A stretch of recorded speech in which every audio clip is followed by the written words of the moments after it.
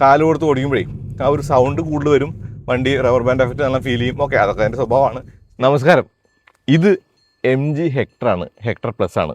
ഏറ്റവും പുതിയ അപ്ഡേറ്റാണ്. ഈ വണ്ടി 2019 വരുന്നത് അറിയാലോ. അവിടെ നിന്ന് ഇങ്ങോട്ട് മൂന്നാമത്തെ മാറ്റങ്ങളാണ് വരുന്നത്. പണ്ട് ഹീറോ ഹോണ്ടയും അല്ലെങ്കിൽ TVS ഒക്കെ ബൈക്കിൽ ചെയ്ത പോലെ സ്റ്റിക്കർ ചേഞ്ചസ് അല്ല, പകരം കോസ്മെറ്റിക് ആയിട്ടുള്ള മാറ്റങ്ങളാണ്. ഗ്രില്ല് മാറി, വീല് മാറി, അങ്ങനെ മാറ്റങ്ങളുണ്ട്. എഞ്ചിൻ്റെ കാര്യം പറഞ്ഞാൽ ഡീസൽ എഞ്ചിൻ വരുമെന്ന് പറയുന്നുണ്ട്. ഇപ്പോൾ വണ്ടിക്കകത്തുള്ളത് അന്ന് വന്ന 1.5 ടർബോ തന്നെയാണ്. അതിൻ്റെ കൂടെ CVT മാനുവലുണ്ട്. ഓക്കെ, ഈ വണ്ടി എന്ന് പറയുന്നത് വലിയ വണ്ടിയാണ്. അപ്പോൾ എന്തായാലും ഈ മാറ്റങ്ങളിലേക്ക് ഒന്ന് കണ്ടുപിടിക്കാം. 11,99,000 രൂപയ്ക്കാണ് ഹെക്ടറിൻ്റെ ബേസ് മോഡലിൻ്റെ വില തുടങ്ങുന്നത്. അപ്പോൾ വിലയിലും ഒരു ഇത്തിരി കുറവ് വരുത്താൻ ശ്രമിച്ചിട്ടുണ്ട്. ഇപ്പോൾ വിക്ടോറിയസ് നിൽക്കുകയാണ്, ക്രെറ്റ നിൽക്കുകയാണ്, പുതിയ സെൽറ്റോസ് വന്നു, അതിൻ്റെ കൂടെ തന്നെ സിയറ എത്തിയിട്ടുണ്ട്. കോമ്പറ്റീഷൻ കടുക്കുകയാണ്. അപ്പോൾ ഒരു അപ്ഡേറ്റ് കൊണ്ടുവരിക എന്നുള്ളത് MGയുടെ ആവശ്യമായിരുന്നു. ആ ഒരു ആവശ്യം എന്ന് പറയുന്നത് ഈ ഒരു മോഡലിലൂടെ വന്നിട്ടുണ്ടെന്ന് നോക്കാം. വണ്ടി പ്രാന്തൻ്റെ പുതിയ വീഡിയോയിലേക്ക് എല്ലാവർക്കും സ്വാഗതം.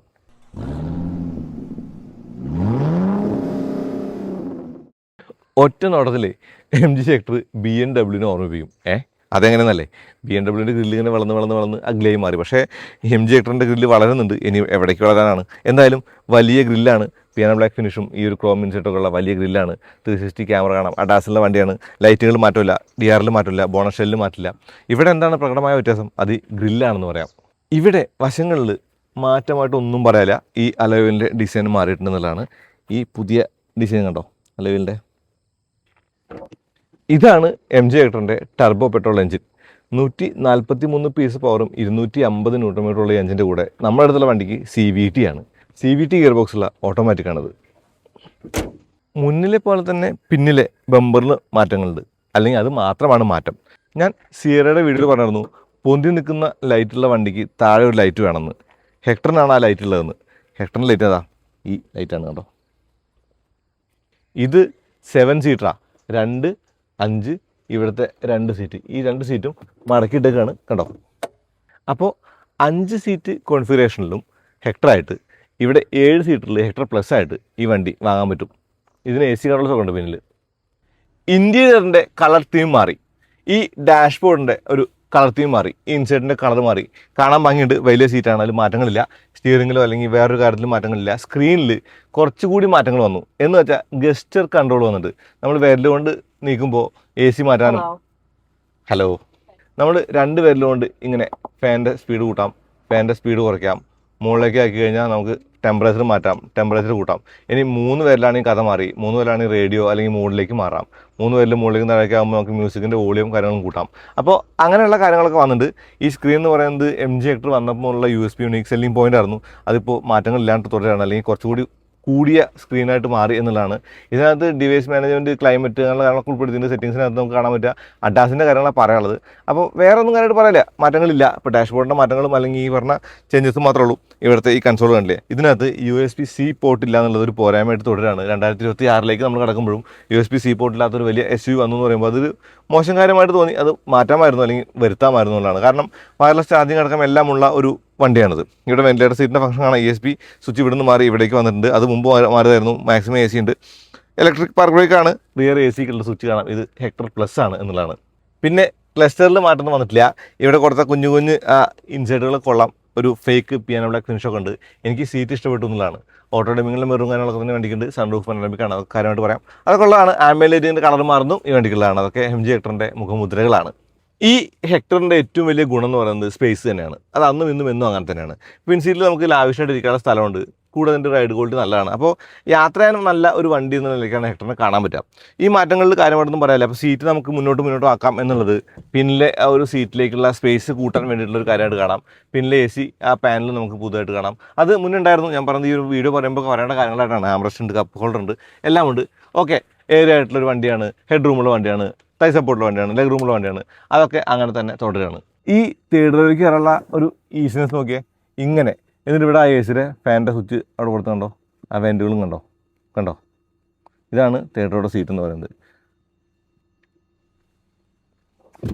ഇനി ഇവിടെ ഒരു ലൂപ്പ് കാണാം. ഈ ലൂപ്പ് ഇങ്ങനെ പിടിച്ചിട്ടേ ഈ സീറ്റ് നമുക്ക് ഫ്ലാറ്റായിട്ട് മടക്കി വയ്ക്കാൻ പറ്റും.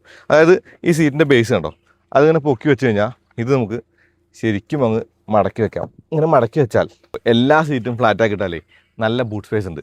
ഇതൊരു 7 സീറ്ററാണ്. ബൂട്ട് സ്പേസ് തീരെ കുറവാണെന്ന് പറയാൻ പറ്റില്ല. അത്യാവശ്യം ബൂട്ട് സ്പേസ് ഉണ്ട് XUV700 കമ്പയർ ചെയ്യുമ്പോൾ. പക്ഷേ ഇതിനകത്ത് കുറച്ചുകൂടി സ്പേസ് വേണമെങ്കിൽ മൂന്നാമത്തെ റോ മാത്രമല്ല, രണ്ടാമത്തെ റോയുടെ ഒരു ചാര് കൂടി അങ്ങനെ ഫോൾഡ് ചെയ്ത് വെക്കാം. അപ്പോൾ ഒരു ഫ്ലാറ്റ് 4 ആവും. അങ്ങനെ ചെയ്താൽ കിടക്കാൻ പറ്റും നോട്ടെ കേട്ടോ. കിടക്കാട്ടോ, ക്യാമ്പിങ്ങിനും പറ്റും. എവിടെയൊക്കെ ദൂരയാത്ര പോകുമ്പോഴേ ഹോട്ടൽ റൂം എടുക്കണ്ട. ഹെക്ടർ പ്ലസ് ആണെങ്കിൽ കിടക്കാനുള്ള സ്ഥലമുണ്ട്. അപ്പോൾ ലളിതമായിട്ട് പറഞ്ഞാൽ 2025 ലാസ്റ്റിൽ വന്ന 2026 അപ്ഡേറ്റിൽ മാറ്റങ്ങളെന്ന് പറയുന്നത് മുന്നിലെ പിന്നിലെ ബമ്പർ ഗ്രില്ല്, അകത്ത് ഡാഷ്ബോർഡിലെ മാറ്റങ്ങൾ, ചെറിയ ചെറിയ മാറ്റങ്ങൾ, ആ സ്ക്രീനിൽ വന്ന കാര്യങ്ങൾ, ഇതൊക്കെയാണ്. അപ്പോൾ ഈ ഒരു MG ഹെക്ടറിന് ഇത്രയും മാറ്റങ്ങൾ പോരാ എന്നാണ് എനിക്ക് തോന്നുന്നത്. ഒരു പുതിയ ജനറേഷൻ വരാറായി, ഡീസലിൻ്റെ കൂടെ ഓട്ടോമാറ്റിക് വേണമെന്നുണ്ട്. അപ്പോൾ അങ്ങനെയുള്ള കാര്യങ്ങളൊക്കെ MG പരിഗണിക്കുമെന്ന് കരുതാം. എന്തായാലും നമുക്ക് വണ്ടി റോഡിലേക്ക് എടുത്ത് ഓടിക്കാം. ഓടിക്കാന്ന് പറയുമ്പോൾ ഫിമിലറാണ്, വലിയ കാര്യമായിട്ട് ഓടിക്കേണ്ടതില്ല, എന്നാലും ഒന്ന് ഓടിച്ചുകൊണ്ട് പോകാം. MG ഹെക്ടർ ഫേസ് ലിഫ്റ്റ് വന്നതുമായിട്ട് ഓടിക്കേണ്ട കാര്യമൊന്നുമില്ല. പക്ഷേ അവർ ഡീസൽ എഞ്ചിൻ ഹോൾഡ് ചെയ്തൊക്കെയാണ് DCT ഡിസ്കണ്ടിന്യൂ ചെയ്തു. ഇപ്പോൾ ഉള്ളത് ഈ 1.5 ടർബോ വിത്ത് CVT മാനുവലാണ്. അപ്പോൾ ഇത് ഓട്ടോമാറ്റിക് ആണെന്നത് ഈസി ആയിട്ട് ഓടിക്കാൻ പറ്റും. അപ്പോൾ സിറ്റി ഡ്രൈവിനൊക്കെ വണ്ടി കൊള്ളാം, ഒരു പ്രശ്നമില്ല. നല്ല റൈഡ് ക്വാളിറ്റിയാണ്, ഓടിച്ചുകൊണ്ട് പോകാൻ നല്ല രസമുണ്ട്, ഈസിനെസ് ഉണ്ട്. സ്റ്റിയറിങ്ങിനൊന്നും വലിയ കട്ടിയും കാര്യങ്ങളൊന്നുമില്ല, ലളിതമാണ് കാര്യങ്ങൾ. പക്ഷേ ഹൈവേ കയറി കഴിയുമ്പോൾ ഒരു 100 കിലോമീറ്റർ സ്പീഡ് അല്ലെങ്കിൽ ഒരു 90+ ഒക്കെ ആകുമ്പോൾ വണ്ടിക്ക് ബോഡി റോൾ വരും, ഒരു ഇത്തിരി ബോട്ട് ലൈക്ക് ഫീലിംഗ് ആവാറുണ്ട്. അത് ഹെക്ടറിൻ്റെ ഒരു കാര്യമാണ്. ഇപ്പോൾ 6-7 സീറ്റർ, 6 സീറ്റർ അല്ലല്ലോ 7 സീറ്ററാണ് ഇതിന്. ഇപ്പോൾ 6 സീറ്റർ മോഡൽ വരുന്നുണ്ട്. എനിക്കുള്ളത് ഇപ്പോൾ 7 സീറ്ററാണ്. ഈ 7 സീറ്റർ മോഡൽ വേണമെങ്കിൽ ഹെക്ടർ പ്ലസ് മേടിക്കാം എന്നുള്ളൊരു ഗുണമായിട്ട് കാണുമ്പോൾ ആ സീറ്റ് അങ്ങോട്ടും ഇങ്ങോട്ടും മാറ്റാം എന്നുള്ളൊരു ഗുണമാണ്. കാരണം നമുക്ക് വേണമെങ്കിൽ ഒന്ന് സീറ്റ് മുന്നോട്ട് ആക്കിയിട്ടേ ഒരു ഇത്തിരി കൂടി സ്പേസ് ഒക്കെ കിട്ടും. പിന്നെ ലോങ് യാത്ര ചെയ്യുമ്പോഴോ അല്ലെങ്കിൽ നമ്മുടെ യാത്രകൾക്കൊക്കെ ഒരു സേഫ് സ്പീഡ്, ഹൈവേ സ്പീഡ് 90 ആയതുകൊണ്ട് വലിയ പ്രശ്നമില്ലാണ്ട് നല്ല റൈഡ് ക്വാളിറ്റി ആയിട്ട് ഓടിക്കാം. അപ്പോൾ ഹമ്പൊക്കെ ഇടുമ്പോൾ നമുക്ക് എടുത്തിടുന്നൊരു ഫീലൊന്നുമില്ല, ആ കുഷിനി ആയിട്ടുള്ള ഫീൽ ഉണ്ട്. എനിക്ക് തോന്നുന്നു one of the best ride quality ഉള്ള ഒരു SUV ആണ് MG ഹെക്ടർ. അത് അങ്ങനെ തന്നെ തുടരുകയാണ്. അപ്പോൾ ഇതിന് ഡീസൽ ഓട്ടോമാറ്റിക് വന്നില്ല എന്നുള്ളതാണ് എൻ്റെ കാര്യം. 12 ലക്ഷം എന്ന് പറയുന്നത് വിക്ടോറിയസിനേക്കാളും കൂടുതലാണ് ബേസ് മോഡലിൻ്റെ കാര്യം വെച്ചാൽ. ഇതിന് ബേസ് മോഡലിന് 12 ലക്ഷം രൂപയാണ്, അതിന് 11 സംതിങ് ഉള്ളൂ, 49 സംതിങ് ഉള്ളൂ. ഇതിന് 99 ഒക്കെ. ആ ഒരു വില വെച്ച് നോക്കുമ്പോഴേ ഈ വണ്ടി എന്ന് പറയുന്നത് ഒരു വലിയ പ്രോമിസിംഗ് ആയിട്ടൊരു വണ്ടിയാണെന്നുള്ളത് നിങ്ങൾ പറയണം.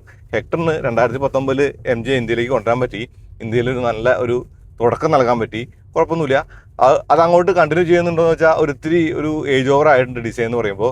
ഞാൻ ആ പറയുന്ന കാര്യം എന്ന് പറയുന്നത് ഗ്രില്ല് മാറിയാൽ പോരാ, അല്ലെങ്കിൽ ഒരു ചെറിയ മാറ്റങ്ങൾ പോരാ, ഒന്ന് ഉടച്ച് വാർക്കേണ്ട സമയം കഴിഞ്ഞിട്ട് അടുത്ത ജനറേഷൻ ഹെക്ടറിനായിട്ടുള്ള സമയമായിട്ടെന്ന് തോന്നുന്നു. അതിൻ്റെ കൂടെ ഡീസൽ ഓട്ടോമാറ്റിക് പോലുള്ള കാര്യങ്ങൾ, അല്ലെങ്കിൽ പെട്രോളിൻ്റെ ഇത്തിരി കൂടി അഗ്രസീവായിട്ട് ഓടിക്കാവുന്ന DCTയോ അതല്ലെങ്കിൽ അതിൻ്റെ കൂടെയുള്ള ഒരു ടോർക്ക് കൺവെർട്ടറോ എന്തെങ്കിലുമൊക്കെ വെച്ച്, അല്ലെങ്കിൽ മാനുവൽ തന്നെ ആണെങ്കിലും കുഴപ്പമൊന്നുമില്ല. CVT എന്ന് പറയുന്നത് ഇത്രയും വലിയ വണ്ടിക്ക് അത്ര കാര്യമായിട്ട് പോരാൻ തോന്നാറുണ്ട്. കാരണം കാല് കൊടുത്ത് ഓടിക്കുമ്പോഴേ ആ ഒരു സൗണ്ട് കൂടുതൽ വരും, വണ്ടി റബ്ബർ ബാൻഡ് എഫക്റ്റ് നല്ല ഫീൽ ചെയ്യും. ഓക്കെ, അതൊക്കെ അതിൻ്റെ സ്വഭാവമാണ്. സ്റ്റിൽ ടർബോ പെട്രോളിൻ്റെ 143 BHP പവർ എന്ന് പറയുന്നത് അത്യാവശ്യം മോർ ദാൻ ഇനഫാണ്. ടോർക്കും 250 Nm കുഴപ്പമൊന്നുമില്ല. അപ്പോൾ ഓടിക്കാൻ രസമുള്ള വണ്ടിയാണ്, ഓടിക്കാൻ കംഫർട്ടബിൾ ആയിട്ടുള്ള വണ്ടിയാണ്, യാത്ര ചെയ്യാൻ സുഖമുള്ള വണ്ടിയാണ്. ആ വണ്ടിയുടെ കാര്യങ്ങളൊന്നും മാറ്റില്ല. മാറ്റം എന്ന് പറയുന്നത് അതിൻ്റെ ഫേസിലാണ്. ഫേസാണ് ലിഫ്റ്റ് ചെയ്തത്. അപ്പോൾ ഇതാണ് ഫേസ് ലിഫ്റ്റഡ് ഹെക്ടർ. അപ്പോൾ അത്രേ ഉള്ളൂ. അടുത്ത വീഡിയോ വീണ്ടും വരാം. അതുവരെയും നന്ദി, നമസ്കാരം.